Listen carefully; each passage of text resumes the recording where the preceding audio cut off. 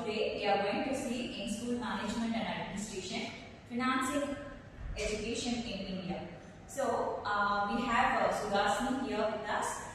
She is going to talk on a topic that is UNESCO, UNICEF and UND, where we are going to discuss about its role of education in India. Good morning everyone. இன்னைக்கு வந்து financial educationல என்னோட topic என்ன UNESCO, UNICEF, UNDP. First வந்து UNESCO னா என்ன பார்க்கலாம். UNESCO ஓட full form வந்து United Nation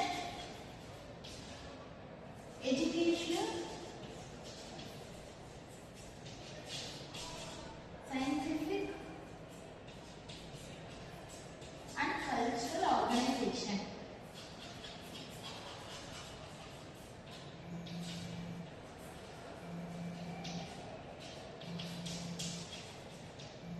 UNESCO ஓட ஹெட்குவார்ட்டர் எங்க இருக்குன்னா பாரிஸ்ல இருக்கு.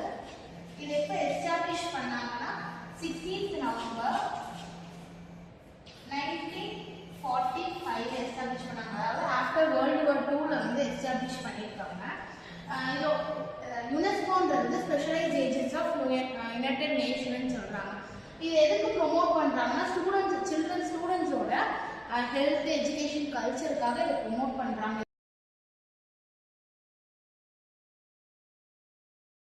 யுனெஸ்கோட மெயின் எய்மே வந்துட்டு பீஸை பில்ட் பண்றதுக்காக, எதுலலாம் எஜுகேஷன், கல்ச்சர், சயின்ஸ் இந்த மாதிரி இடத்துலலாம் பீஸை பில்ட் பண்றதுக்காக யுனெஸ்கோ இது பண்ணியிருக்காங்க. இதோட மெயின் அப்ஜெக்டிவ்ஸே பார்த்தோம்னா வந்து எல்லா வேர்ல்டில் இருக்கிற பீப்புள்ஸ்க்கு எல்லாருக்குமே வந்து எஜுகேஷன் ப்ரொவைட் பண்ணணும். அந்த எஜுகேஷன் எப்படி இருக்கணும்னா ரிசர்ச் ஓரியன்டாகவும் இன்னோவேஷனாகவும் இருக்கணும்னு சொல்கிறாங்க.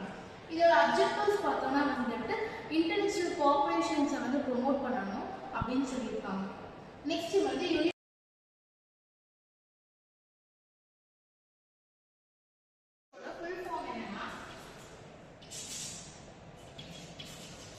United Nations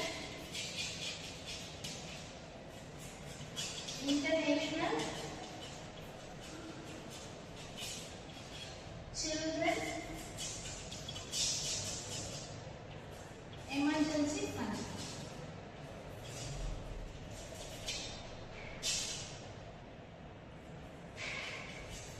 இதோட ஹெட்குவார்ட்டர் எங்கன்னா நியூயார்க்.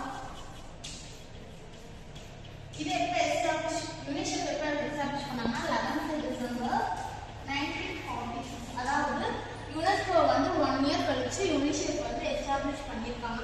இது எதுக்காக எஸ்டாப்லிஷ் பண்ணாங்கன்னா வந்துட்டு சில்ட்ரன்ஸ் அண்ட் அடலசன்ஸோட வெல்ஃபேருக்காக எஸ்டாப்லிஷ் பண்ணியிருக்காங்க. யுனிசெஃப்ல வந்து மோர் தென் 147 கண்ட்ரீஸ் வந்துட்டு ஆப்ரேட் பண்ணியிருக்காங்க. எதுக்காகனா சில்ட்ரன்ஸோட எஜுகேஷனாக இருக்கட்டும், ஹெல்த்தாக இருக்கட்டும், ப்ரொடெக்ஷனாக இருக்கட்டும், அதை வந்து சப்போர்ட் பண்ணுறதுக்காக யுனிசெஃப் வந்து கொண்டு வந்திருக்காங்க. மெயின் எய்மே வந்துட்டு எல்லா சில்ட்ரன்ஸுமே லேர்ன் பண்ணணும், அதே மாதிரி அவங்களோட எல்லா ஸ்கில்ஸுமே டெவலப் பண்ணணும். அந்த ஆப்பர்ச்சுனிட்டியை கொடுக்கறது தான் யுனிசெஃப் இருக்கு. இதில் வந்து 3 கீ ஆக்சஸ் இருக்கு. என்னன்னா ஃபர்ஸ்ட் ஆக்சஸ் என்னன்னா access to education. Access to எஜுகேஷன்னா சில்ட்ரன்ஸாக இருக்கட்டும், கேர்ள்ஸாக இருக்கட்டும், சில்ட்ரன் வித் டிசபிலிட்டி பீப்புள்ஸ் எல்லாருக்குமே எஜுகேஷன் வந்து ஈக்குவலாக ப்ரொவைட் பண்ணணும்னு சொல்றாங்க. நெக்ஸ்ட் வந்துட்டு லேர்னிங் ஆஃப் ஸ்கில்ஸ் என்ன சொல்றாங்கன்னா ஸ்ட்ராங் சப்போர்ட் சிஸ்டம் இருக்கணும், அதே மாதிரி லேர்னிங் மெத்தட்ஸ் எப்படி இருக்கணும்னா இன்னோவேட்டிவாக இருக்கணும்னு சொல்றாங்க. ஃபைனல் ஒன் என்னன்னு பார்த்தோம்னா வந்துட்டு education in emergency. Education in எமர்ஜென்சினா என்னன்னா நேச்சுரல் டிசாஸ்டர் அண்ட் கான்ஃப்ளிக்ட் டைம்ஸ்ல வந்து சில்ட்ரன்ஸை எப்படி ப்ரொடெக்ட் பண்றாங்க அப்படின்றது. லாஸ்ட் வந்து யுஎன்டிபி. யுஎன்டிபியோட ஃபுல் ஃபார்ம் வந்து யுனைடெட் நேஷன்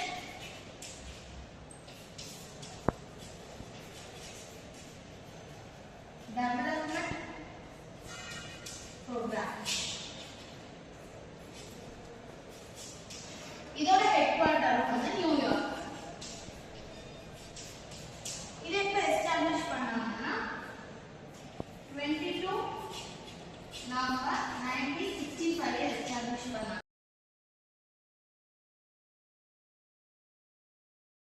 மெயின் ஃபோக்கஸே என்னன்னு பார்த்தோம்னா பாவர்ட்டியை ரெடியூஸ் பண்ணணும்னு சொல்றாங்க.